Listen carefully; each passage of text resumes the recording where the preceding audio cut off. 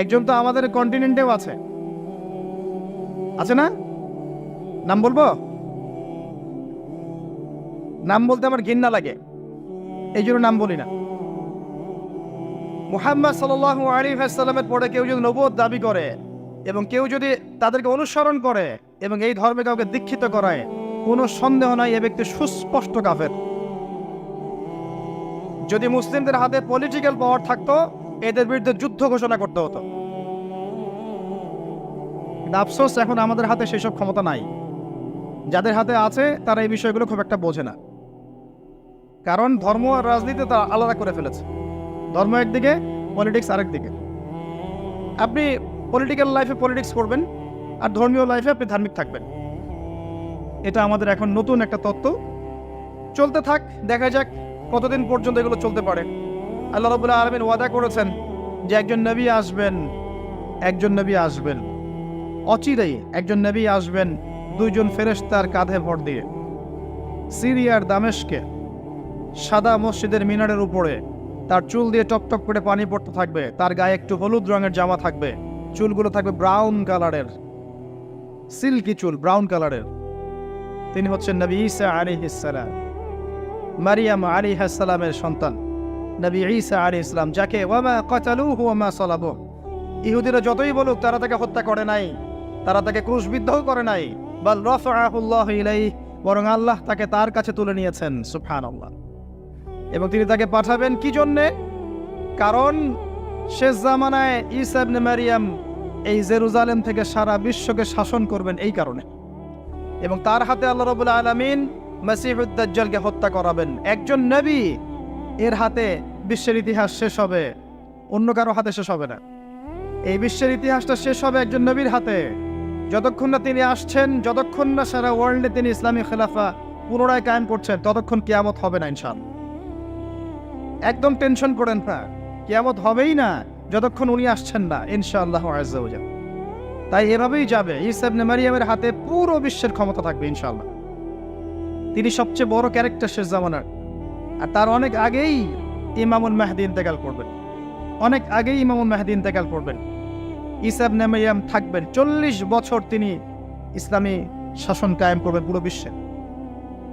এটা হবে কত সালে, কত বছর পর, কত শতাব্দী পর আমরা কেউ জানি না।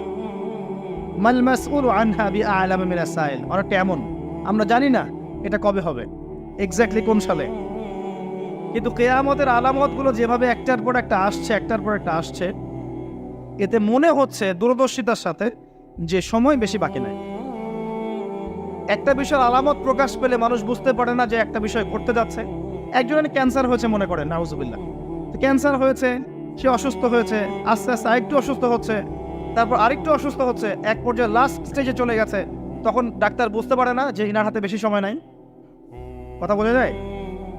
যখন এমনভাবে সাইনগুলো একটার পর একটা আসতে থাকে, আমরা অনুমান করে ফেলি না, একটা এস্টিমেট করি না যে সম্ভবত সময় বেশি নাই, এই ব্যক্তি বেশি দিন বাঁচবে না, হয়তো বা শেষ স্টেজে আছে, ক্যান্সার ধরা পড়েছে, সে একদম শয্যাশায়ী, মৌতের আলামত প্রকাশ পাচ্ছে। তাহলে কি আপনি বলতে পারবেন না যে তার সময় হয়তো বা সন্নিকটে চলে এসেছে? এটা বলা কি গায়েব জানা হলো? এটা গায়েবের খবর বলা হলো? এটা আপনার দূরদর্শিতা, এটা আপনার হিকমা, আপনার প্রজ্ঞা, আপনার দূরদর্শিতা, আপনার বাসীরা। এই বাসীরার চর্চা করা কি নাজায়েজ? আমরা হাদিসটা শেষ করি, তারপর দেখবেন নবী সাল্লাল্লাহু আলাইহি ওয়াসাল্লাম কি করেছেন। আমি বলতে চাচ্ছি, বিশ্ব এখন যে অবস্থা আছে, আস্তে আস্তে আলামতগুলো আরো বাড়বে এবং শেষটা হবে একজন নবীর হাতে, যিনি পৃথিবীকে শাসন করবেন, একজন বাদশা হিসেবে শাসন করবেন। একজন নবী হবেন এই বিশ্বের শেষ রাজনীতিবিদ। আপনি কি বলছেন? রাজনীতি এক জিনিস আর ধর্ম এক জিনিস। একজন নবী হবে এই বিশ্বের শেষ পলিটিশিয়ান, দেখে নিয়েন। তার নাম কি? নবী ঈসা ইবনে মারিয়াম। ও ওয়ার্ল্ড ব্যাংক কিছুই করতে পারবে না তাকে, ইউনাইটেড নেশনস তার কোনো ক্ষতি করতে পারবে না, ওই ন্যাটো তার কোনো ক্ষতি করতে পারবে না, ওই ইসরায়েল তার কোনো ক্ষতি করতে পারবে না, পশ্চিমা সবাই একত্রিত হয়ে ওর কোনো ক্ষতি করতে পারবে না ইনশাআল্লাহ তাআলা। আল্লাহ পাক তাকে মদদ করবে, সাহায্য করবে। কে আছে তাকে ঠেকাবে? কে আছে তাকে ঠেকাবে? কেউ নাই। এটা হবে ইনশাআল্লাহ। ওই সময় কারা বেঁচে থাকবে আল্লাহু আলাম। আমার মনে হয় না আমরা সেই সময় বেঁচে থাকবো, আমার মনে হয় না যে আমরা ওই সময় বেঁচে থাকবো, ইল্লা মাশাআল্লাহ। এটার জন্য অনেক সময় পড়ে আছে। আমরা অন্যদিকে আসেন। এখানে একটা বিষয় আপনাকে ক্লিয়ার করা হলো যে কোরআন এবং হাদিস ইসলামের মূল মানদণ্ড। এটার উপর 5টা পিলার দাঁড়িয়ে আছে: সালাত, তার আগে তাওহীদ এবং সুন্নাহ, যাকাত, রমাদানের সওম এবং হজ। এটাকে নিয়ে একটি ইসলাম দিন, কমপ্লিট কোড অফ লাইফ, জীবনের সব ক্ষেত্রে সমাধান আছে। এর বাইরে অন্য কোনো দিন তালাশ করলে জাহান্নামে যাবে। অন্য সব ধর্ম নিয়ে একটা নতুন ধর্ম বানালে জাহান্নামে যাবে।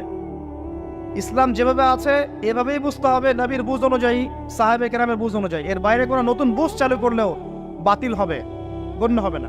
মানে আমিলা আমালান লাইসা আলাইহি আমরুনা ফাহুয়া রদ। কেউ যদি ইসলামের নামে নতুন কোনো তন্ত্রমন্ত্র চালু করে যার পক্ষে আমাদের কোনো দলিল নাই, সেটা প্রত্যাখ্যাত, নবী সাল্লাল্লাহু আলাইহি ওয়াসাল্লাম বলেছেন। এবার আসেন দ্বিতীয় প্রশ্ন। এই ব্যক্তি প্রশ্ন করছেন, কোন ব্যক্তি? ওই যে সাদা পোশাক, কালো চুল, হাঁটুর সাথে হাঁটু লাগিয়ে বসে আছেন, যাকে আরবের কেউ দেখে নাই, নতুন মুখ মনে হচ্ছে। এবার তিনি প্রশ্ন করছেন, ইয়া মুহাম্মদ, বলেন সাল্লাল্লাহু আলাইহি ওয়াসাল্লাম, আখবিরনি আনিল ঈমান, আমাকে ঈমান সম্পর্কে বলুন। নবীজি বলছেন, আল ঈমান, ঈমান হচ্ছে আন তুমিনা বিল্লাহ, তুমি আল্লাহর প্রতি বিশ্বাস করবে 1, ওয়া মালাইকাতি, ফেরেশতা মণ্ডলীর প্রতি বিশ্বাস করবে 2, ওয়া কুতুবিহি, আসমানি কিতাব সমূহের প্রতি বিশ্বাস করবে 3, ওয়া রুসুলিহি, সমস্ত নবী রাসূলের প্রতি বিশ্বাস করবে, এটা 4, 5, ওয়াল ইয়াউমিল আখির, পরকালের প্রতি বিশ্বাস করবে 6, ওয়াল কদরি খায়রি ওয়া শাররি, তাকদীরের ভালো মন্দের প্রতি বিশ্বাস করবে। ঈমানের পিলার কয়টা ভাই? কয়টা? সুবহানাল্লাহ, 5টা হলো। আমার সাথে বলেন, 1 নাম্বার কি? আল্লাহর প্রতি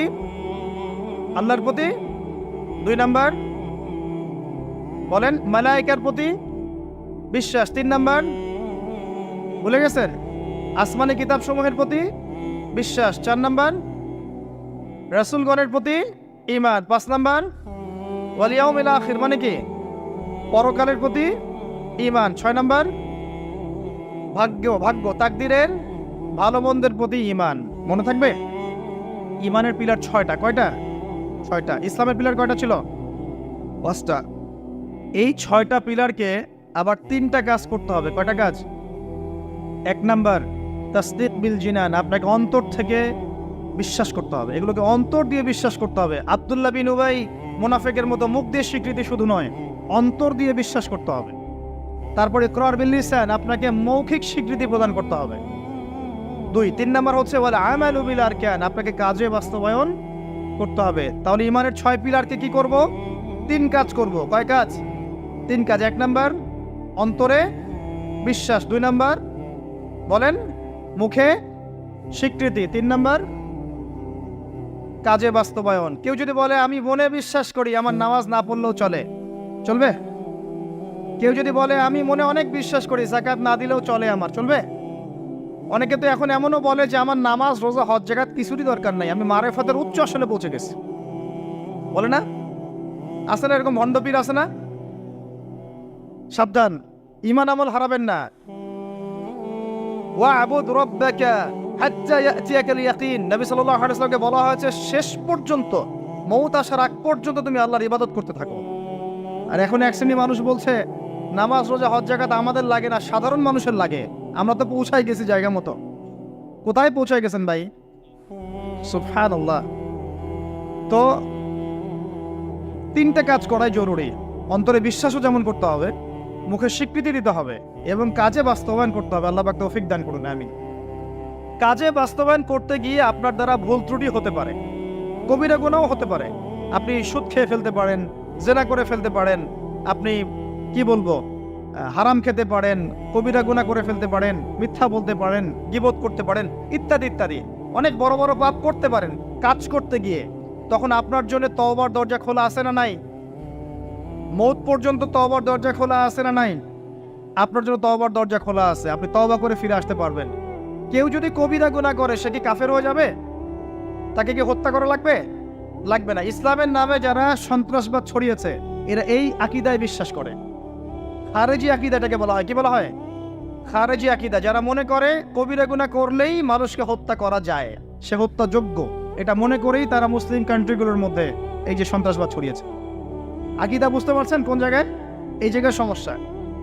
আহলে সুন্নাহ ওয়াল জামায়াতের আকীদা হচ্ছে কবিরা গুনাহ করলেই কোনো ব্যক্তি কাফের হয়ে যায় না। বরং সে ব্যক্তি ফাসেক বা জালেম হতে পারে, তার তওবার দরজা খোলা আছে, শেষ পর্যন্ত তওবা করতে পারবে ইনশাআল্লাহ। কোন অবস্থায় তার মৌত হবে সেটা আল্লাহ দেখবেন, আমার জাজ করার কোনো দরকার নাই। আছে? কোনো দরকার নাই।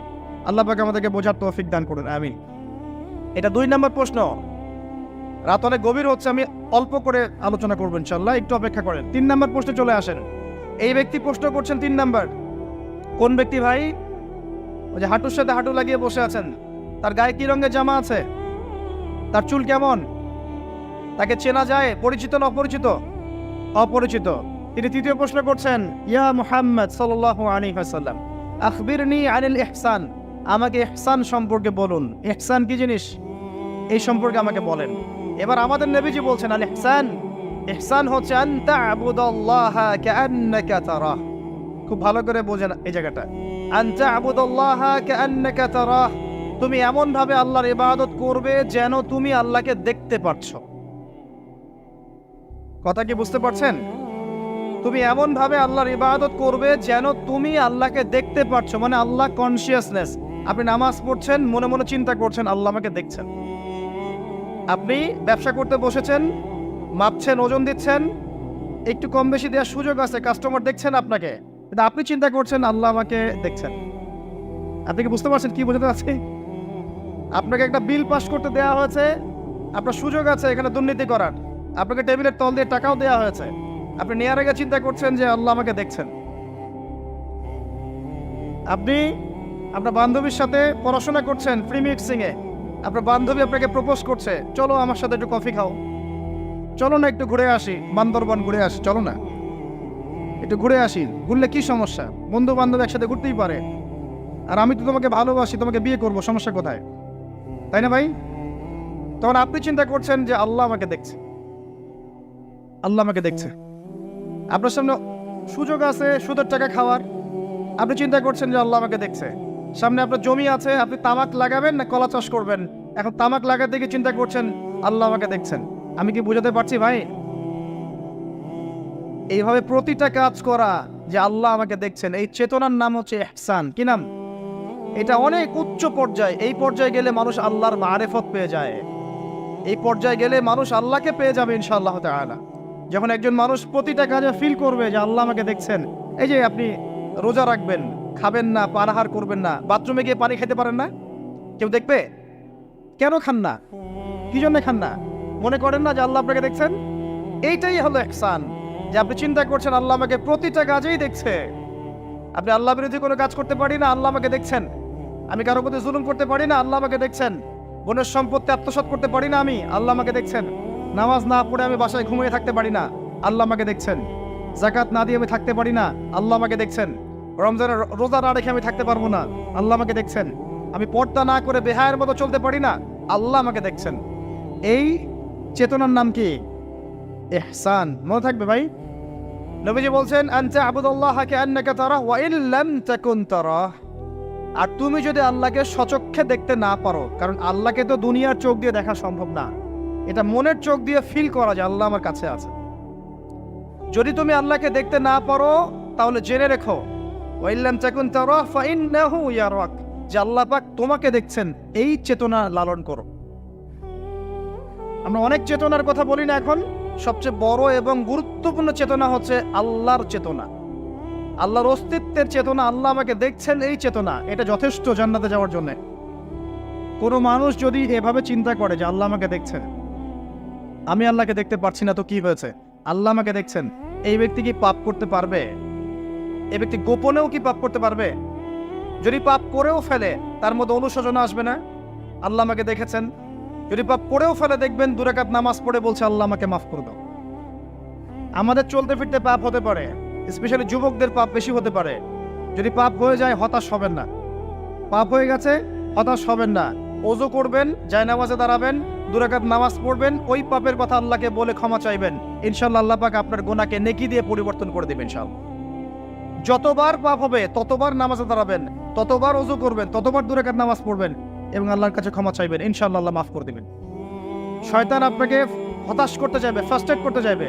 আরে তুমি অন্যায় করেছো, এত বড় বড় পাপ করেছো, তুমি পর্নোগ্রাফি দেখো, তুমি মেয়ের সাথে জেনা করেছো, তুমি মদ খাও, তুমি এই করো, তুমি কিভাবে আল্লাহর সামনে দাঁড়াবে, কোন মুখ নিয়ে দাঁড়াবে? এগুলো শয়তানের ওয়াসওয়াসা। কার ওয়াসওয়াসা? আল্লাহ পাক ক্ষমা করতে করতে ক্লান্ত হবেন না, আপনি ক্ষমা চাইতে চাইতে ক্লান্ত হয়ে যাবেন ইনশাআল্লাহ। আল্লাহ পাক এমন গফুর রহিম। এক ব্যক্তি 99টা খুন করেছে। কয়টা? 99টা খুন করে এক আলেমের কাছে গিয়ে বলেছে যে আমার কি তওবা হবে?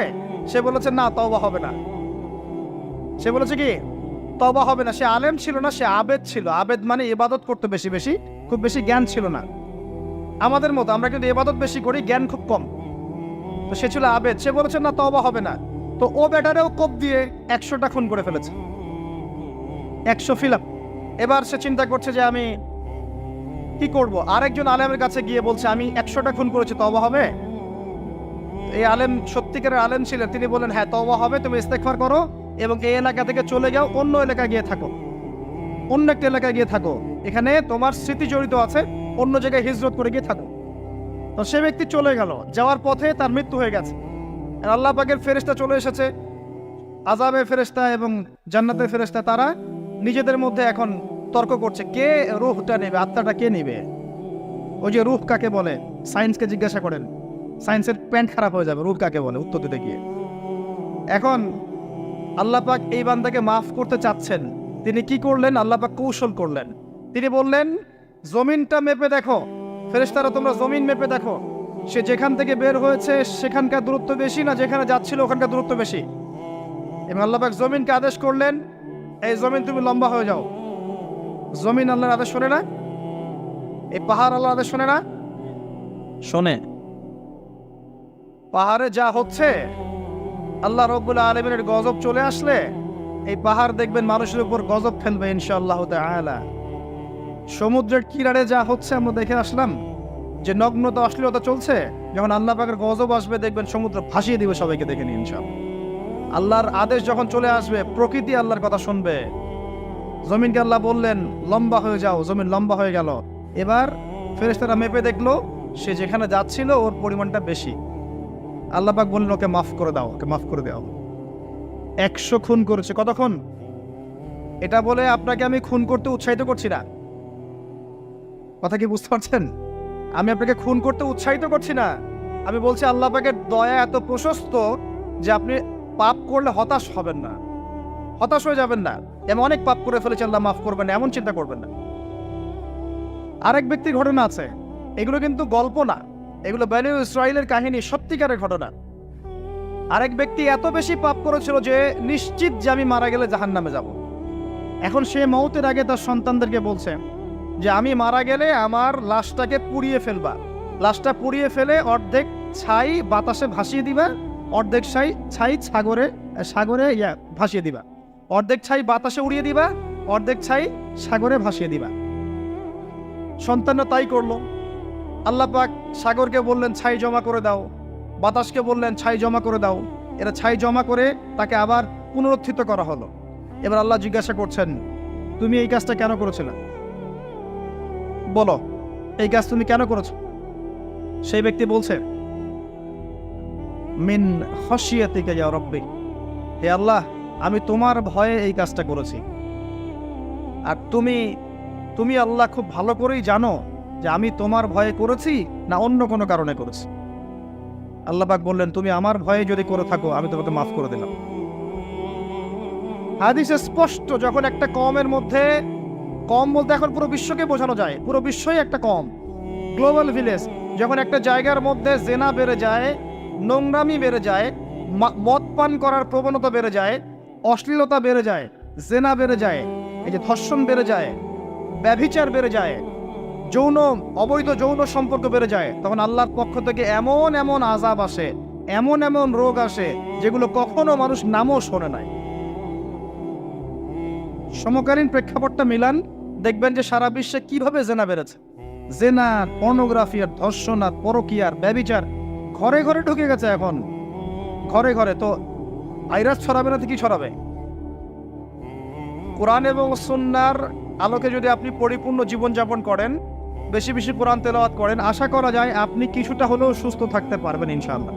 তবে একটা কথা মনে রাখবেন, যখন চতুর্দিকে ফিতনা, ফাসাদ এবং মানে কি বলবো, ফাসাদ ফিতনা এবং আল্লাহর গজব ছড়িয়ে পড়ে, তখন ভালো মানুষরাও বাঁচতে পারবে না।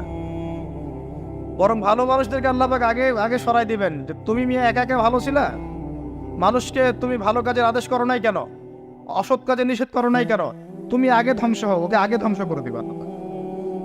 আল্লাহ পাকের সুন্নাত এরকমই। যাই হোক, যেটা বলছিলাম, এক মহিলা এরকম প্রস্টিটিউট ছিল।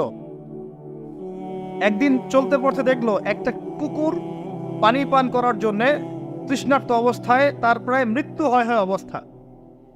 তখন সেই মহিলা তার মোজাটা খুলে একটা কূপের নিচে নামিয়ে দিয়ে সেখান থেকে পানি উঠানো, উঠিয়ে এই কুকুরকে পানি পান করালো।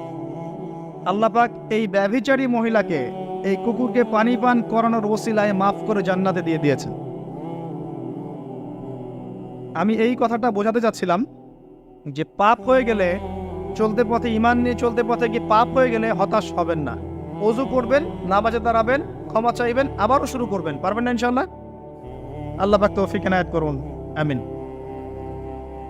এরপরে ওই ব্যক্তি 4 নম্বর প্রশ্ন করছে, আমরা এদিকেই আসছি শেষের দিকে।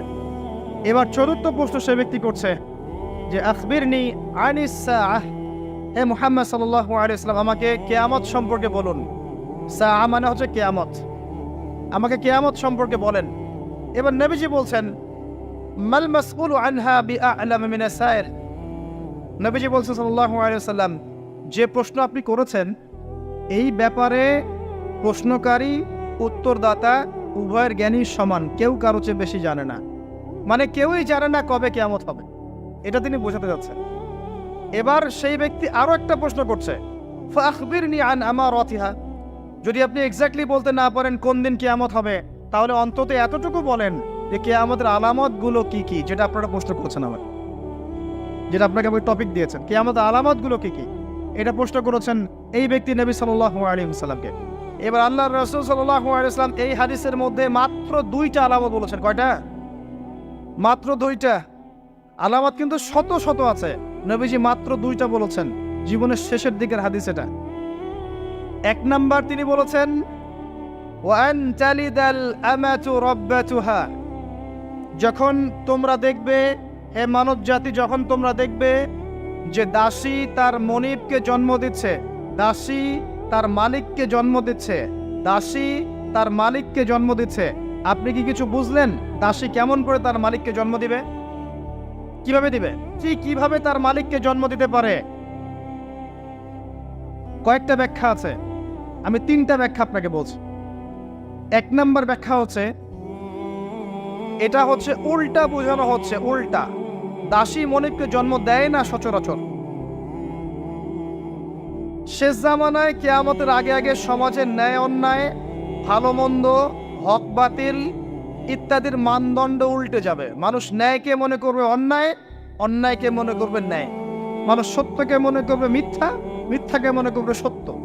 সত্যবাদীকে বলবে মিথ্যাবাদী, মিথ্যাবাদীকে বলবে পরম সত্যবাদী। খেয়ানতকারীকে বলবে আমানতদার, আমানতদারকে বলবে চরম খেয়ানতকারী। সমাজের অবস্থা এমন হয় নাই? সুবহানাল্লাহ। এটা হচ্ছে আখিরুজ জামানের কোন সাইনের জন্য অপেক্ষা করছেন? এগুলাই। আনতালিদাল আমাতু রাব্বাতুহা, এটা একটা ব্যাখ্যা। আরেকটা ব্যাখ্যা হচ্ছে পিতা মাতার সাথে দাস দাসীর মতো আচরণ করা হবে। এটা হচ্ছে না এখন? এটাও শেষ জামানার হাদিসে এসেছে যে মানুষ সম্পত্তির জন্য পিতাকে হত্যা করবে, সন্তান সম্পত্তির জন্য মাকে হত্যা করবে, ভাই ভাইকে হত্যা করবে, বোন বোনকে হত্যা করবে, এবং প্রতিবেশী প্রতিবেশীকে হত্যা করবে। এই পরিস্থিতি নাই ভাই? দেখতে পান না চারপাশে? এগুলো দেখার জন্য কি খুব বেশি ডিগ্রি সার্টিফিকেটের দরকার আছে? অনেক বড় আলেম হওয়ার দরকার আছে? 2 চোখ দিয়ে দেখলে দেখতে পারেন না? পিএইচডি করার দরকার আছে? আপনি এমনি বুঝতে পারবেন, যদি আপনার মধ্যে সামান্য পরিমাণ দূরদর্শিতা থাকে আপনি বুঝতে পারবেন। এটাই হচ্ছে সমাজের সিচুয়েশন। যেই মায়ের পায়ের নিচে জান্নাত, সেই মাকে এখন সম্পত্তির জন্য হত্যা করা হয়। যেই বাবার সন্তুষ্টিতেই সন্তানের জান্নাত, ওই বাবাকে বৃদ্ধাশ্রমে রেখে আসা হয়। ওই যে লাইভে এসে আত্মহত্যা করে যায় মানুষ। সুবহানাল্লাহ, সুবহানাল্লাহ। যেই বাবা মা সারাটা জীবন নিজে খেয়ে না খেয়ে সন্তানকে লালন পালন করে, শেষ বয়সে সেই বাপ মাকে দেখার কেউ থাকে না। নিজে যখন হাঁটতে পারতো না, বাবা ওর হাত ধরে হাঁটায়। বাবা যখন হাঁটতে পারে না, বাবার হাতে একটা লাঠি ধরায় দেয়, ও হাত ধরে হাঁটাতে পারে না। সন্তান হিসেবে আমরা এখন অপদার্থ, নোংরা প্রজন্ম, এই যে বুদ্ধি প্রতিবন্ধী টিকটক প্রজন্ম, না জানে বাপের সম্মান, না জানে মায়ের সম্মান, না জানে বাপ কি জিনিস, না জানে মা কি জিনিস। যাদের বাবা মা নাই তারা জানে বাবা মা কি জিনিস। আমাদের মধ্যে যাদের বাপ মা মারা গেছে তারা জানে বাপ মা কি জিনিস, যাদের বেঁচে আছে এরা জানে না। নবী সাল্লাল্লাহু আলাইহি ওয়াসাল্লাম বলেছেন, ওই ব্যক্তির জন্য ধ্বংস যে ব্যক্তি পিতা মাতাকে পেয়েছে তাদের খেদমত করে জান্নাত লাভ করতে পারে নাই। এই ব্যক্তির জন্য চরম ধ্বংস। পিতা মাতাকে কষ্ট দিয়েন না। মায়ের প্রসব বেদনার একটা সেকেন্ডের ঋণ আপনি শোধ করতে পারবেন না। লুকমান আলাইহিস সালাম তার সন্তানকে বলছেন, ইয়া বুনাই লা তুশরিক বিল্লাহ ইন্নাশ শিরকা লাযুলমুন আযীম ওয়া ওয়াসাইনা আল ইনসানা বিওয়ালিদাইহি হুসনা। তোমার পিতামাতার সাথে ভালো আচরণ করো। হামালাতহু উম্মুহু ওয়াহনান আলা ওয়াহন। তোমার মা তোমাকে কষ্টের পর কষ্ট লালন করে সহ্য করে এই যে প্রসব করেছে। ওয়াফিসালুহু ফি আমাইন, 2 বছর দুধ পান করিয়েছে। এই ঋণ শোধ করতে পারবে কেউ? আল্লাহ পাক আমাদেরকে বোঝার তৌফিক দান করুন। আল্লাহ পাক আমাদেরকে পিতা মাতার খেদমত করার তৌফিক দান করুন, আমিন। আনতালিদাল আমাতু রাব্বাতুহা, দাসী মনিককে জন্ম দিবে মানে দাস দাসীর মতো আচরণ করা হবে পিতা মাতার সাথে। এটা এখনকার সাইন। আপনি এই বিশ্বের দিকে তাকান, দেখেন কি হচ্ছে। আরেকটা ব্যাখ্যা কি হতে পারে, এটা আমি এখন করতে পারবো। এই ব্যাখ্যা আজকে থেকে 500 বছর আগে করা সম্ভব ছিল না। সত্যি সত্যি দাসী মনিককে জন্ম দিবে। কিভাবে? মনে করেন একটা রাষ্ট্রের নাম সিঙ্গাপুর। কি নাম? আচ্ছা, ওইখানকার মেয়েরা খুবই আধুনিক, ফ্যামিনিস্ট। ফ্যামিনিস্ট মানে হচ্ছে নারীবাদী। নারী পুরুষের কোনো ভেদাভেদ নাই, কাঁধে কাঁধ মিলিয়ে সব করবো, ওকে ফাইন। এখন তারা তাদের কেরিয়ারের পিছনে ছোটে। সকালবেলা উঠেই জব এবং চাকরি, কেরিয়ার ইত্যাদি ইত্যাদি। বিয়ে শাদী করেছে, ফর্মালিটিস করতে হয়। কেউ কেউ আবার ওই লিভ টুগেদার থাকে, কেউ কেউ মেয়ে মেয়েকে বিয়ে করে ইত্যাদি ইত্যাদি, কেউ ছেলে ছেলেকে বিয়ে করে, এমনও চলছে এখন আর কি। তো কেউ কেউ আবার ভুল করে বিয়ে করে ফেলেছে। এখন সন্তান হয়ে গেছে, একটা সন্তানকে তো মানুষ করার সুযোগ নাই, সন্তানকে ডে কেয়ার সেন্টারে দিয়ে এসেছে। আবার কারো কারো সন্তান নেয়ার মতো সময়ই নাই, কেরিয়ার নিয়ে ব্যস্ত। কথা বুঝতে পারছেন? সন্তান 7 মাস 9 মাস পেটে ধারণ করব, আবার এই সিজার বা নর্মাল ডেলিভারি, আরো 2 বছর কষ্ট ইত্যাদি ইত্যাদি। দরকার কি সন্তান নেয়ার? কি করা যায়? দরিদ্র দেশগুলো থেকে মেয়েকে হায়ার করা। যেমন দরিদ্র দেশ মনে করেন যে আমাদের ধরেন মালদ্বীপ বা আমাদের শ্রীলঙ্কা বা আমাদের আফগানিস্তান বা আমাদের অন্যান্য যেগুলো দরিদ্র কান্ট্রি আর কি, ইন্দোনেশিয়া থেকে বেশি নেওয়া হয়, যেগুলোর মাথা পিছু অনেক কম। আচ্ছা, একটা দরিদ্র দেশের মেয়েকে নিয়ে এসে একজন পুরুষ স্পার্ম মানে শুক্রাণু, তার যে শুক্রাণুটা আছে, এই শুক্রাণুটা বিশেষ পদ্ধতিতে ওই মেয়ের ওই ডিম্বাণুর সাথে মিলিত করে ইনজেক্ট করা হয়। আমি কি বোঝাতে পারছি? একটু বোঝার চেষ্টা করেন। শুক্রাণুটাকে নিয়ে মেডিকেল সায়েন্সের এখন অনেক পদ্ধতি আছে, এর মধ্য দিয়ে শুক্রাণু ডিম্বাণুকে একসাথে একত্রিত করে গর্ভের মধ্যে রেখে দেওয়া হয়। এবার এখানে বাচ্চা কনসেপ্ট করে, আস্তে আস্তে আস্তে বাচ্চা বড় হচ্ছে। কার পেটে বাচ্চা বড় হচ্ছে? ওই গরিব মেয়েটা। আর শুক্রাণু কার? ওই বড় লোকের। কথা বুঝতে পারছেন কি?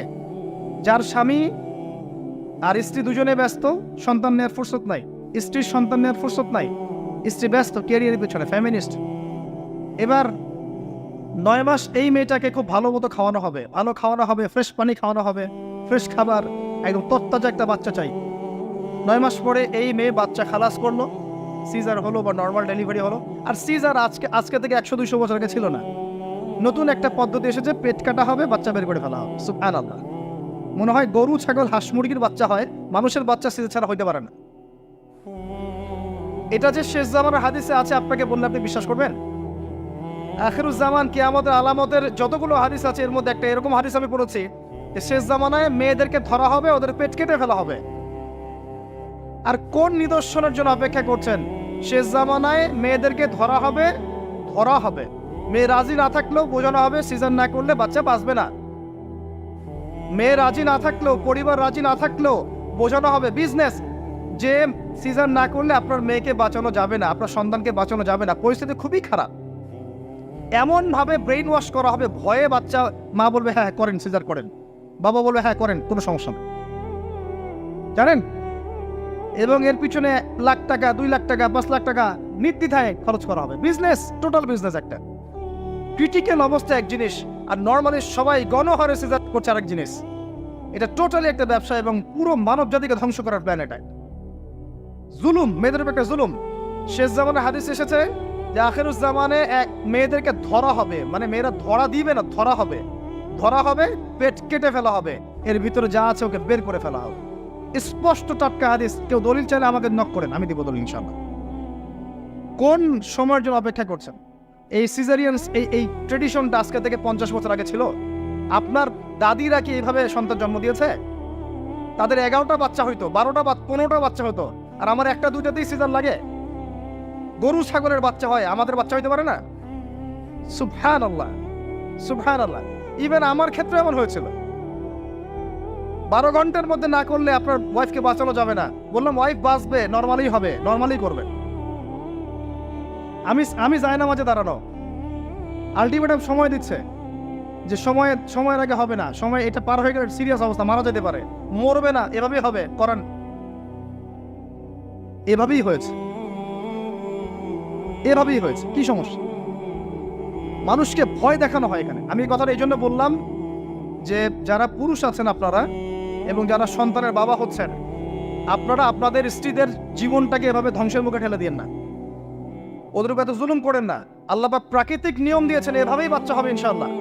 ক্রিটিক্যাল অবস্থা এক জিনিস, একটা ক্রিটিক্যাল সিচুয়েশন হয়েছে তখন আপনি করতে পারেন, সেটা আলাদা বিষয়। নর্মালি এমন একটা ট্রেডিশন বানাচ্ছেন কেন? ঘরে ঘরে সিজার, কি দরকার আছে? আশ্চর্য একটা ব্যাপার, আশ্চর্য। এরপরে দেখবেন আরো 2 বছর তাকে এই বোঝা বয়ে বেড়াতে হয়। যাই হোক, হাদিসের মধ্যে আসেন, এই যে বাচ্চাটাকে জন্ম দিল এই মেয়েটা, গরিব মেয়েটা, এবার এই মেয়েটাকে কিছু ডলার দেয়া হলো। তুমি 9 মাস গর্ভধারণ করেছো, তোমাকে পারিশ্রমিক দেওয়া হলো, বাচ্চাটা আমাকে দাও, তুমি বিদায় নাও। এই মেয়ে পারিশ্রমিক নিয়ে চলে আসলো। এখন এই যে বাচ্চাটা জন্ম নিল, এই বাচ্চাটা কার বাচ্চা? দাসীর না মনিবের? কার কার শুক্রাণু আছে? এই হচ্ছে হাদিসের ব্যাখ্যা। এখন করতে পারবেন আপনি ব্যাখ্যা, আজকে থেকে 500 বছর আগে এই ব্যাখ্যা করতে পারতেন না, কারণ এই ফিতনা 500 বছর আগে ছিল না, ছিল না।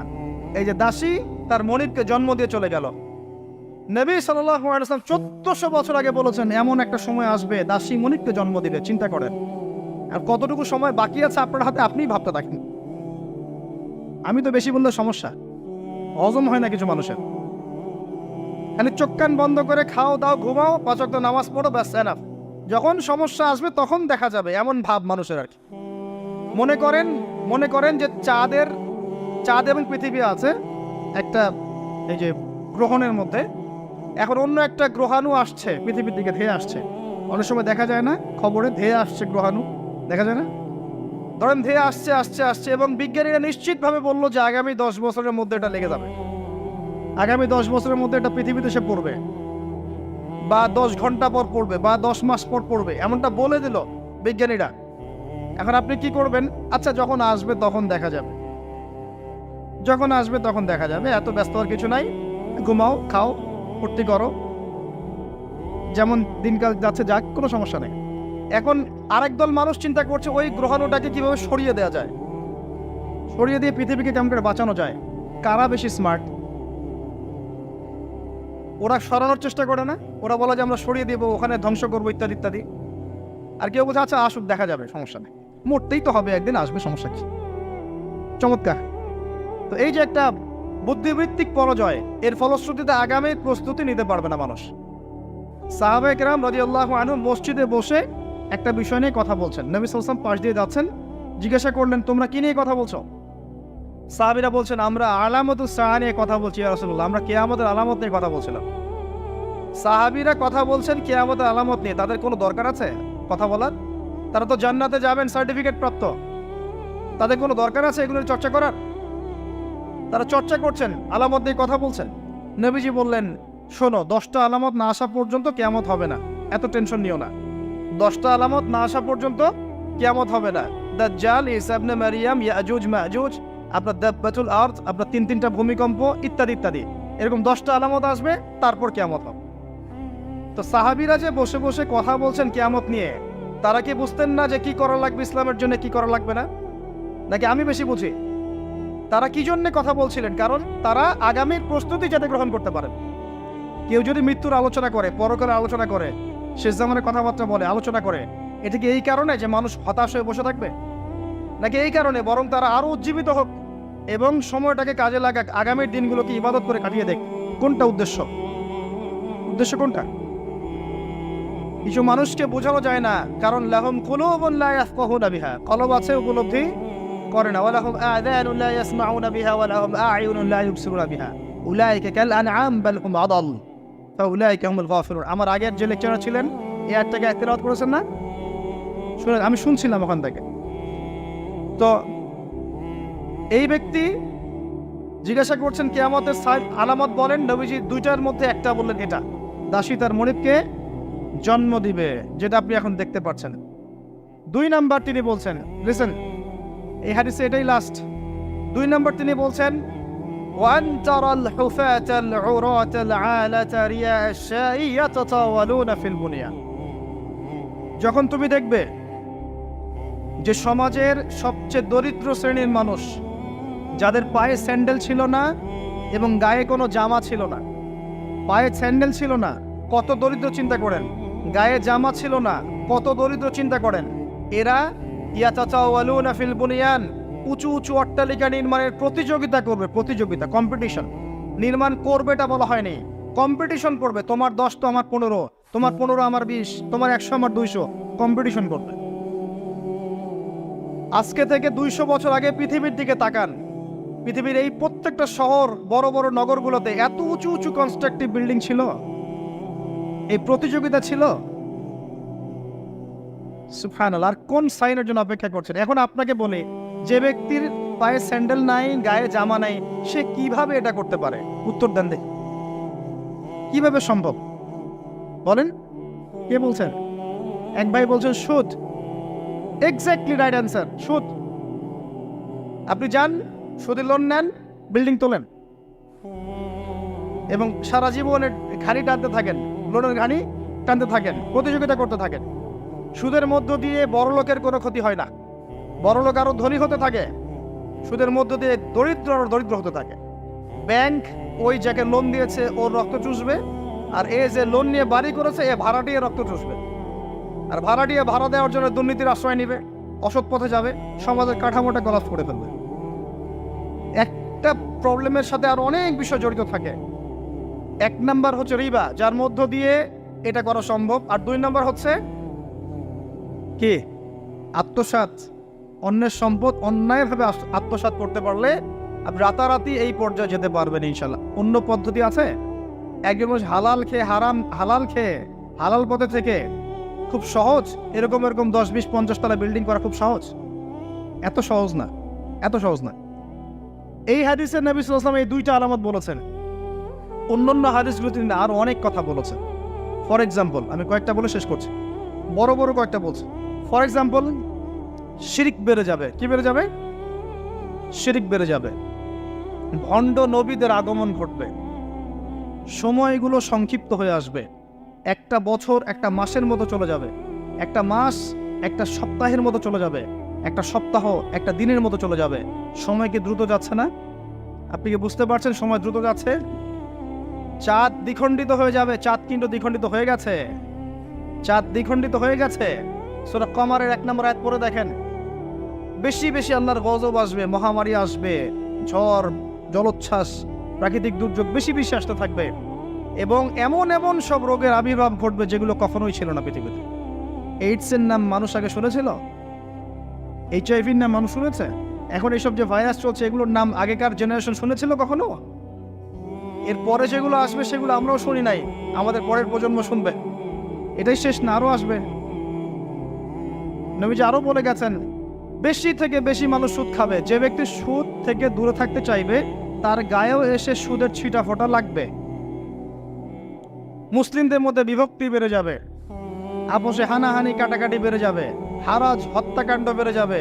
এত বেশি হত্যাকাণ্ড হবে যে মানুষকে হত্যা করছে ও জানবে না কেন হত্যা করছি, যে নিহত হবে সেও বুঝবে না কেন আমাকে মারা হলো। প্রথম বিশ্বযুদ্ধের ইতিহাস একটা লেকচারে বলেছি, সেকেন্ড ওয়ার্ল্ড ওয়ারের ইতিহাসটা বলেছিলাম। এগুলো দেখেন সারা বিশ্বে কত মানুষকে মারা হয়েছে বিগত শতাব্দীতে, 100-150 বছর দেখে নিন। হারাজ হত্যাকাণ্ড, প্রচুর হত্যাকাণ্ড। প্রথম ওয়ার্ল্ড ওয়ারেই মিনিমাম 3 থেকে 4 কোটি মানুষকে মারা হয়েছে। দ্বিতীয় ওয়ার্ল্ড ওয়ারে 7 থেকে 8 কোটি মানুষকে মারা হয়েছে। সামনে যেটা আসবে ওখানে দেখবেন পৃথিবীর 1/3 মানুষই শেষ। অপেক্ষা করতে থাকেন। আরো বলেছেন জেনা বাড়বে, জেনা ঘরে ঘরে জেনা থাকে। আরো বাড়বে পরকীয়া, ব্যভিচার, আপনার পারিবারিক কাঠামো ভেঙে যাবে, সমাজের বন্ধন বলে কিছু থাকবে না, ভেঙে যাবে। এটা তিরমিজিতে আছে এই হাদিসটা। মসজিদগুলো হবে চাকচিক্যময়, হেদায়েত শূন্য শেষ জামানায়। দেখেন মসজিদগুলো এক একটা তাজমহলের মতো, ভিতরে হেদায়েত নাই। ইসলামের খালি নাম থাকবে, মানুষ ইসলামের মূলনীতি থেকে সরে আসবে। কোরআনের খালি মাসহাফ থাকবে, মানুষ কোরআনের শিক্ষা থেকে সরে আসবে। মানুষ কোরআন পড়বে, কোরআনের মূল মেসেজগুলো, মূল নীতিগুলো ওর গলার নিচে নামবে না। হাদিস, মানুষ কোরআন পড়বে, কোরআনের শিক্ষাগুলো গলার ভিতরে ঢুকবে না। আছেন এখন আপনি দেখেন কত মানুষকে দেখবেন কোরআন পড়তে জানেই না অর্থ কি জিনিস। আর যদি কেউ বলে অর্থ পড়ার দিকে উৎসাহিত করে, অর্থ পড়া উচিত, অর্থের দিকে যান, বলবে ওকে আবার বিতর্কিত করা শুরু করে দিল। মানুষকে তো উৎসাহ দেওয়া দরকার যে আপনারা অর্থ পড়েন, তাহলে কোরআনের মূল মেসেজটা বুঝতে পারবেন। একজন আলেমের কাজ কি? মানুষকে কোরআনের মূল মেসেজটা শিক্ষা দেয়া, উৎসাহিত করা। আপনি তেলাওয়াত করলে তো নাকি পাবেনই, অবশ্যই প্রত্যেক হরফে 10 নাকি পাবেন, কিন্তু তেলাওয়াত করলেই কি অর্থ বুঝতে পারবেন? অর্থ না বুঝলে কি ভিতরের কথাগুলো হজম করতে পারবেন, শিখতে পারবেন? এটা বোঝার জন্য কি লাগে ভাই? সামান্য কমন সেন্স যথেষ্ট। নবীজি বলেছেন জেনা বাড়বে এবং নারীদের সংখ্যা বাড়বে, মেয়েদের সংখ্যা বাড়বে। মেয়েদের সংখ্যা বাড়তে থাকবে। এমন একটা সময় আসবে প্রত্যেক একজন পুরুষের জন্য 40 জন মহিলার দায়িত্ব চলে আসবে। স্ত্রী না ভাই, এত খুশি হওয়ার দরকার নেই। স্ত্রী কথা বলা হয়নি। 40 জন মহিলার দায়িত্ব চলে আসবে। আপনার মা, বোন, খালা, ফুপু সব মিলে দেখবেন 40টা ফ্যামিলি আপনাকে টানতে হচ্ছে, আপনি একজন পুরুষ। আস্তে আস্তে এগুলো বাড়ছে না? বাড়ছে। মহিলারা পুরুষদের পোশাক পরবে আর পুরুষেরা মহিলার পোশাক পরবে, এটা বড় সাইন। আরেকটা সাইন আছে যে মহিলারা এমন পোশাক পরে রাস্তাঘাটে ঘুরবে যেই পোশাক পরেও তারা নগ্ন থাকবে। নিসাউন কাসিয়াতুন আরিয়াহ মুইলাতুন মামিলাত। আখিরুজ জামানে এক শ্রেণীর নারী বের হবে যারা পোশাক পরেও নগ্ন থাকবে, অন্যকে আকৃষ্ট করবে, অন্যর দিকে নিজেও আকৃষ্ট হবে। আপনাদের এখানে এই ট্রেডিশন নাই? বলতে থাকলে ভাই রাত শেষ হয়ে যাবে, আমি আলোচনা গুটিয়ে নেওয়ার চেষ্টা করছি। মূল কথা হচ্ছে ভাই যে আলামাতুস সাআ নিয়ে কথা বললে অনেক কথা বলা যায়। মূল বিষয়টা হচ্ছে আমাদের ইসলামের বেজ, ইসলামের পিলার। মূল বিষয় হচ্ছে ঈমান, মূল বিষয় হচ্ছে ইহসান এবং আগামীর বিশ্ব সম্পর্কে সচেতনতা। যখন আমি দেখছি যে একটার পর একটা আলামত আসতেই আছে এবং যেতেই আছে, এবং এই বিশ্ব যা দেখছে আগামী বিগত বিশ্বটা দেখে নাই, তখন আমাদের উচিত প্রথমত সতর্ক হওয়া। প্রথম কাজ কি করা উচিত? সতর্ক হওয়া উচিত। তারপর তওবা করা উচিত, যে দ্বীন ইসলামের খেদমত করার চেষ্টা করা, যাতে আগামী দিনে যে বিশ্বটা আসবে ওই বিশ্বে আমাদের সন্তানরা ইসলাম নিয়ে বাঁচতে পারে। এটাই তো হওয়া উচিত। এর চেয়ে বেশি আমাদের কি করার আছে? আল্লাহ পাক আমাদের সবাইকে ইসলামের এই কাজগুলোকে করার তৌফিক দান করুন এবং আখিরুজ জামান সম্পর্কে সচেতন থাকার তৌফিক দান করুন। এবার এই ব্যক্তি চলে যাচ্ছেন, শেষ করে। কোন ব্যক্তি ভাই? সাদা ব্যক্তি, হ্যাঁ। এই ব্যক্তি চলে যাচ্ছেন আর উমর রাদিয়াল্লাহু আনহু পাশে বসে আছেন। তিনি বলছেন ফালাবিথতু মালিয়ান, আমি চুপচাপ বসে থাকলাম। এই ব্যক্তি উঠে চলে গেল। সাহাবায়ে কেরাম বসে থাকলাম চুপচাপ, যেন গাদের মধ্যে পাখি বসে আছে। এবার নবী সাল্লাল্লাহু আলাইহি ওয়াসাল্লাম কিছুক্ষণ চুপচাপ বসে থাকলেন, মাথা নিচু করে। এবার তিনি বললেন, ইয়া উমর, এ উমর, আতাদরি মান সাইল, তুমি কি জানো এই যে ব্যক্তি প্রশ্ন করতে এসেছিল, এই ব্যক্তি কে ছিল? ওমর, তুমি কি জানো? ওমর ইবনে খাত্তাব বলছেন, আল্লাহু ওয়া রাসূলুহু আলাম, আল্লাহ এবং তার রাসূল ভালো জানেন কে ছিল, আমি তো জানি না। তখন নবী সাল্লাল্লাহু আলাইহি ওয়াসাল্লাম বলছেন, ইন্নাহু জিবরিল, এই ব্যক্তি ছিল জিবরাইল আলাইহিস সালাম। সুবহানাল্লাহ। তাকদীর বা ভাগ্যে বিশ্বাস কর। তাকদীর আল্লাহ পাক লিখেছেন কিনা? কে লিখেছেন তাকদীর? আল্লাহ রাব্বুল আলামিন তাকদীর লিখেছেন, এবং তাকদীরের কিছু বিষয় পরিবর্তন করা যাবে না। আর কিছু কিছু বিষয় আছে যেগুলো আমল দিয়ে পরিবর্তন করা যায়। আমল বা দোয়া বা ভালো কাজের মধ্য দিয়ে প্রশস্ততা হতে পারে। যেমন কোনো মানুষ যদি খুব বেশি পাপ কাজ করতে থাকে, তার রিজিক সংকুচিত হয়। আর যখন মানুষ পুণ্যের কাজ বেশি বেশি করতে থাকে, রিজিক আল্লাহ বাড়িয়ে দেন। মানে এটা অনেকটা এমন যে আপনার এতটুকুই, আপনি যদি ওভারটাইম করেন তাহলে বাড়াই দিব। ঠিক আছে? তো এই তাকদীরের উপর বিশ্বাস না রাখলে আমরা কেউ মুমিন থাকবো না। মনে রাখবেন, তাকদীরে বিশ্বাস এই বিষয়টাকে কেন্দ্র করে দুইটা দল হয়ে গেছে, একটা হলো কাদারিয়া, একটা হলো জাবারিয়া। কাদারিয়া মানে যারা তাকদিরে একদমই বিশ্বাস করে না, আর জাবারিয়া হচ্ছে তারা মানুষের ইচ্ছার স্বাধীনতায় বিশ্বাস করে না। জাবারিয়ারা বলে যে তাকদিরে যা লেখা আছে তাই হবে, চুরি করেছি কেন, তাকদিরে লেখা আছে তাই, সুদ খাই কেন, তাকদিরে আছে তাই, খুন করলাম কেন, তাকদিরে আছে তাই। এটা হচ্ছে জাবারিয়া। কি একই বলেন? জাবারিয়া। আর কাদারিয়া কারা? যারা বলে ভাই কাদারিয়া হচ্ছে তারা সম্পূর্ণ তাকদিরকে অস্বীকারই করে না, তাকদির বলতে কিছু নেই, আমি যা করবো তাই পাবো। আমি নামাজ পড়েছি কেন, নিজে নামাজ পড়েছি তাই। আমি আজকে এত টাকার মালিক কিভাবে, আমার নিজের পরিশ্রমে। হ্যাঁ, মানে ওরা মনে করে যে তাকদির বলতে কিছুই নাই, মানুষ নিজেই তার কর্মের মানে স্বাধীনতা রাখে বা স্বতন্ত্র এখতিয়ার রাখে। আর জাবারিয়ার উল্টা, তারা মনে করে যে কর্মের কোনো স্বাধীনতা নাই, যা লেখা আছে তাই হবে। এই দুটার মাঝখানে হচ্ছে আহলে সুন্নাহ ওয়াল জামাত রাখে। তাকদির আল্লাহ পাক লিখেছেন এবং কিছু মুআল্লাক রেখেছেন, এগুলো কিছুটা পরিবর্তনশীল। আর মানুষকে একই সাথে আল্লাহ পাক কর্মের এবং ইচ্ছার স্বাধীনতাও দিয়েছেন। এখন বেশি বেশি করে আমল করা আমাদের দায়িত্ব, এগুলো নিয়ে বেশি ফিকির চিন্তা করা আমাদের কাজ না। সাহাবীদেরকে নবীজি বলেছেন যে যাকে যে কারণে সৃষ্টি করা হয়েছে তার কর্মকাণ্ড পৃথিবীতে তেমনই হবে।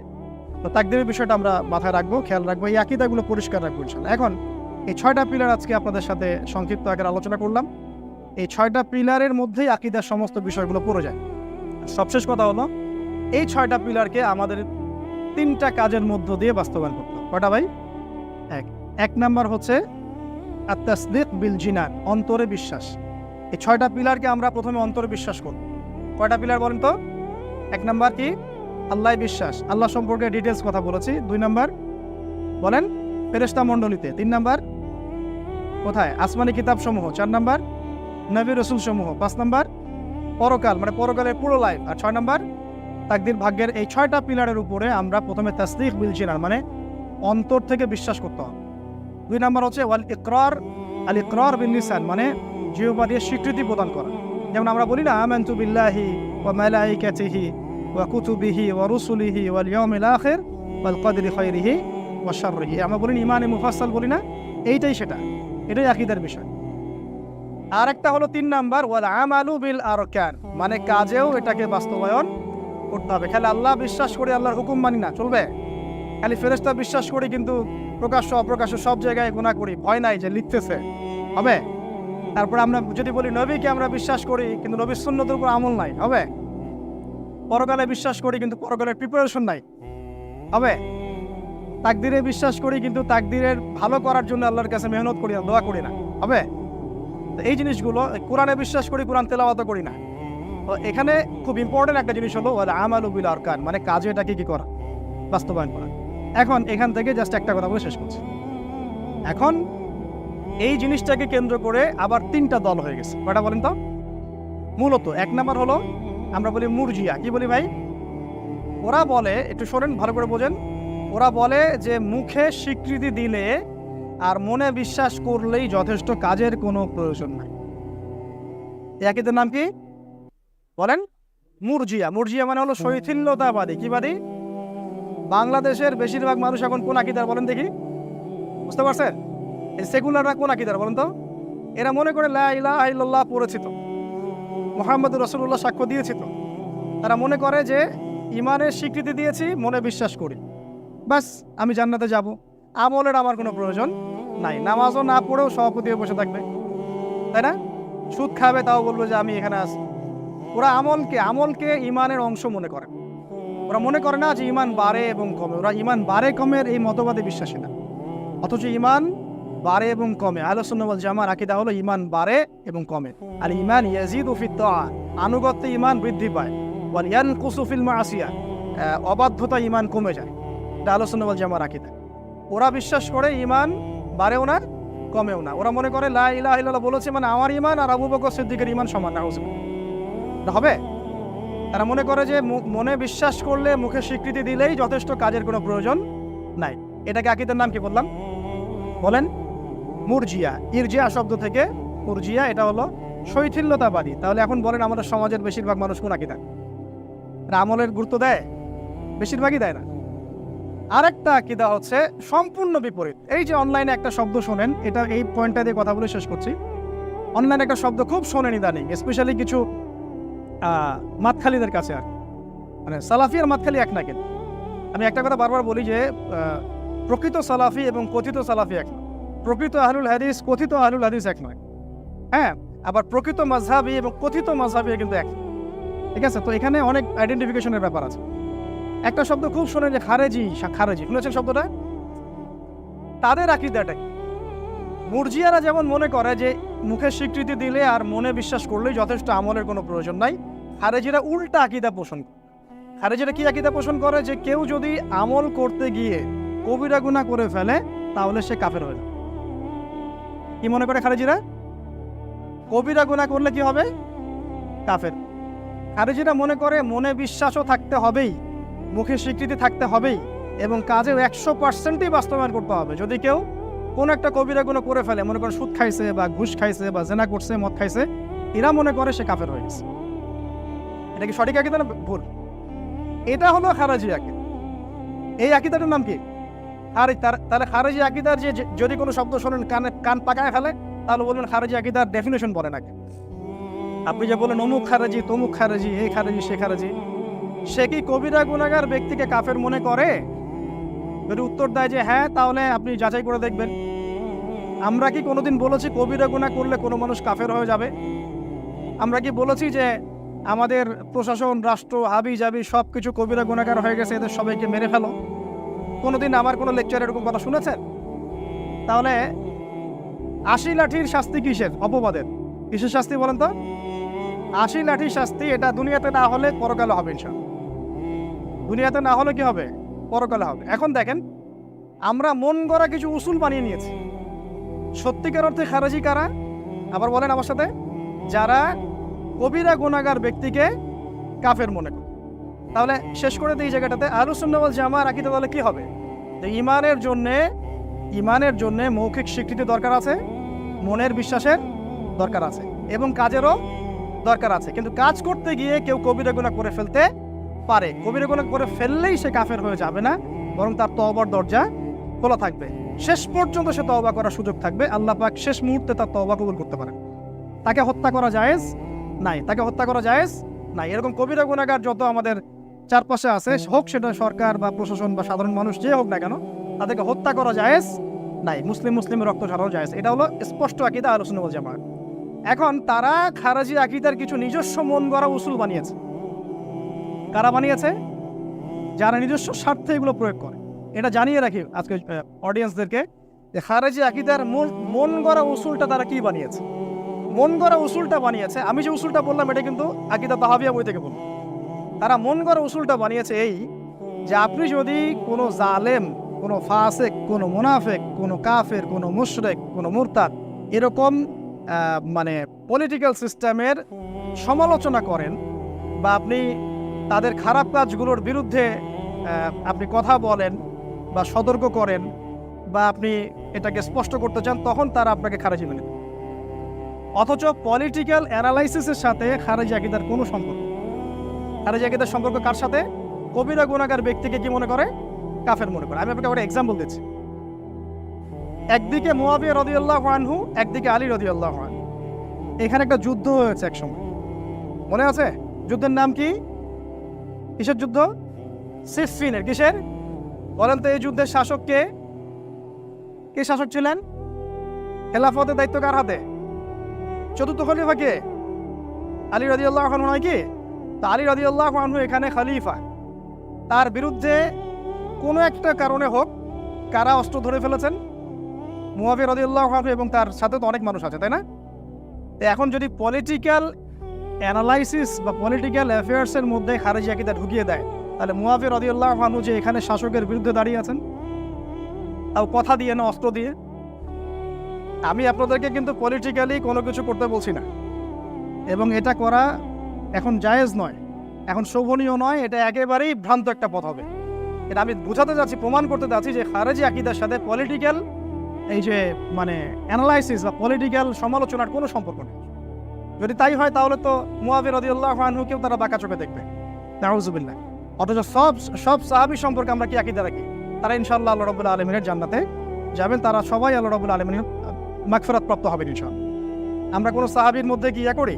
পার্থক্য করি বা কাউকে সুপিরিয়র কাউকে এমন করি? আমরা আমিরুল মুমিনিন আবু বকর রাদিয়াল্লাহু আনহু, ওমর রাদিয়াল্লাহু তাদের ব্যাপারটা, 4 খলিফারটা ডিফারেন্টলি ডিল করি।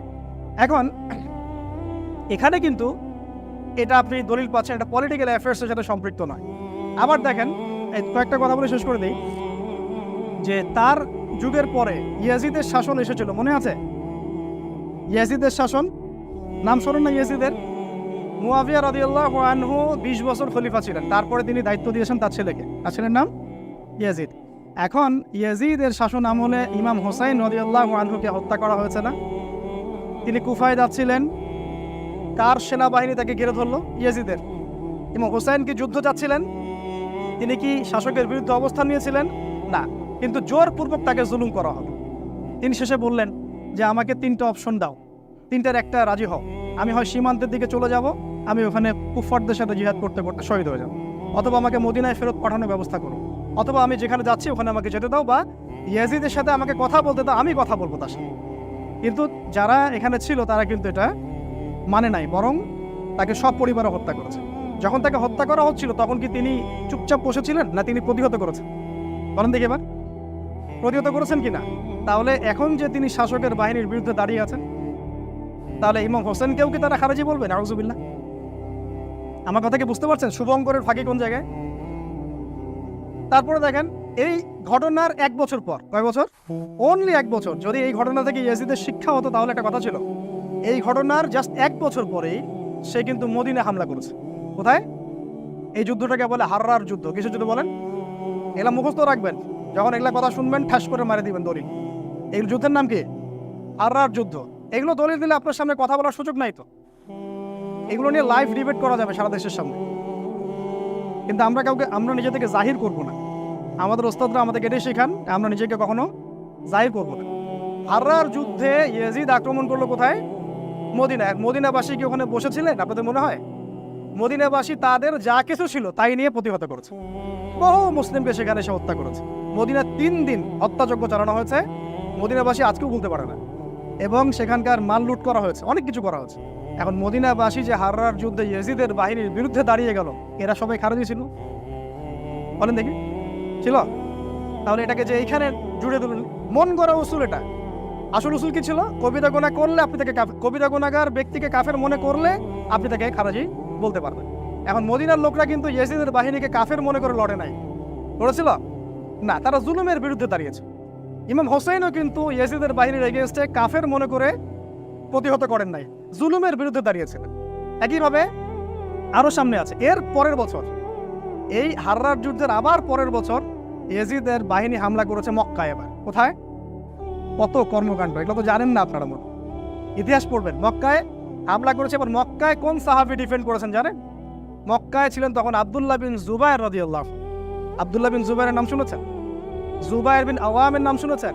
জান্নাতের 10 জন সুসংবাদপ্রাপ্ত সাহাবীর একজন জুবায়ের বিন আওয়াম রাদিয়াল্লাহু আনহু, জান্নাতের 10 জন সুসংবাদপ্রাপ্ত সার্টিফিকেট প্রাপ্ত সাহাবীর একজন। তার ছেলে হলো আব্দুল্লাহ বিন জুবায়ের রাদিয়াল্লাহু আনহু, এবং তিনি তখন ইয়াজিদের শাসন কিন্তু মানেন না। তিনি তার মতো করে মক্কায় তিনি শাসন কার্য চালান এবং স্বতন্ত্রভাবে চলেন, কারণ অনেক সাহাবী তার শাসন কিন্তু মানে নাই, মানছে? আচ্ছা, এখন আব্দুল্লাহ বিন জুবায়ের রাদিয়াল্লাহু আনহু যখন হামলার শিকার হলেন, তিনি বসেছিলেন মনে করছেন? তিনি তার অনুসারীদেরকে নিয়ে সেখানে প্রতিহত করেছেন, এবং এই যুদ্ধেই তার শাহাদাত হয়েছে। ওই যে হাজ্জাজ বিন ইউসুফের নাম শুনেছেন না? এখানে তার শাহাদাত হয়েছে।